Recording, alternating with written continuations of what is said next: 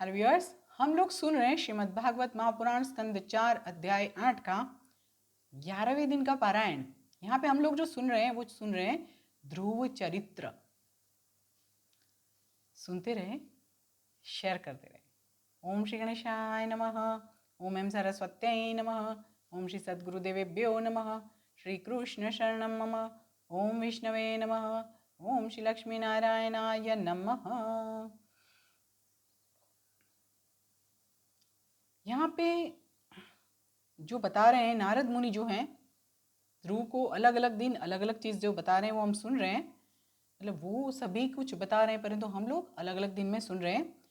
उन्होंने बताया कि अगर कोई मूर्ति नहीं भी मिलती है तो पृथ्वी या जल में प्रभु का पूजन करना और मन को जो है संयम करके मननशील, शांत और मौन रखना, मन का संयम बहुत जरूरी है।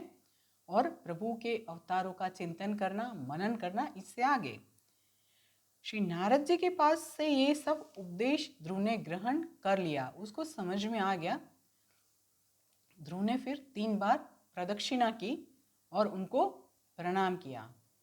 इतना करने के बाद ध्रुव ने प्रयाण भी किया, मन को आनंद देने वाले मधुवन की ओर प्रयाण किया। अब ये तो नारद जी हैं, तो नारद मुनि फिर वहां से निकले और ध्रुव के पिता राजा उत्तानपाद के पास पहुंचे। राजा ने अर्घ्य और सब देकर नारद मुनि का सम्मान किया और फिर नारद जी ने देखा कि राजन का मुख तो सूखा हुआ है। उनको लगा कि आप एकदम शोकमय हो। तो नारद जी ने पूछा कि हे राजन, आपका जो मुख है वो शोकग्रस्त क्यों है? आप कोई एकदम विचार में डूबे हुए हो, कुछ दुख में हो ऐसा लगता है। तब राजा ने अश्रुपूर्ण आंखों से और अपने कंठ में नहीं बोल सके ऐसा अश्रु भर गया था और उन्होंने बोला कि मैं पुत्र वियोग में हूँ। ध्रुव जो मेरा पुत्र है उस पुत्र के वियोग में हूँ। मेरी भूल मुझे अभी समझ में आ रही है कि मैं कितना गुलाम हूँ।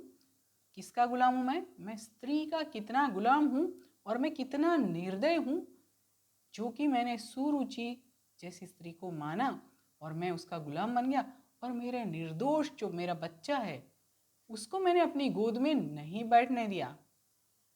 मैंने अपने छोटे से 5 साल के बच्चे को उसकी माता सुनीति के साथ यहाँ से निकाल दिया। और ये बात सोचते सोचते बोलते बोलते नारद मुनि के सामने वो उनकी आंखों से अश्रु बह रहे हैं, उनको पश्चाताप हो रहा है, पछतावा के साथ साथ ये शब्द सब बोल रहे हैं, परंतु अब कोई ऑप्शन नहीं है। पछतावा हो रहा है, पश्चाताप हो रहा है, परंतु अब क्या? फिर वो आगे बोलते हैं कि मेरा जो पुत्र ध्रुव जो है वो तीव्र बुद्धि वाला है और स्वमानी भी है। वो तीव्र बुद्धि वाला है, स्वमानी भी है, स्वमानी भी था और इसीलिए मैंने जब यहाँ से निकाल दिया तो वो यहाँ से निकलकर जंगल की ओर वो लोग चले गए होंगे। कहीं ऐसा तो नहीं हो कि जंगली जानवर सब जो हैं उसको फाड़कर खा गए हो। यही चिंता राजा उत्तानपाद को चिंतित कर रही है। यही चिंता से और चिंतित हो रहे हैं। उनको इतना पछतावा हो रहा है कि उनको लगता है कि मैंने अपनी गोद में नहीं बिठाया है। कहीं ऐसा तो नहीं है कि मेरा पुत्र ध्रुव कहीं मृत्यु की गोद में तो नहीं बैठ गया होगा। आज यहाँ पे रुकते हैं। ये सब बात उत्तानपाद जो है नारद मुनि को बता रहे हैं। नारद जी जो जवाब देंगे वो हम कल सुनेंगे। सुनते रहे, शेयर करते रहे। अभी बोलिए ओम नमो भगवते वासुदेवाय। ओम नमो भगवते वासुदेवाय। ओम नमो भगवते वासुदेवाय। जय श्री कृष्ण।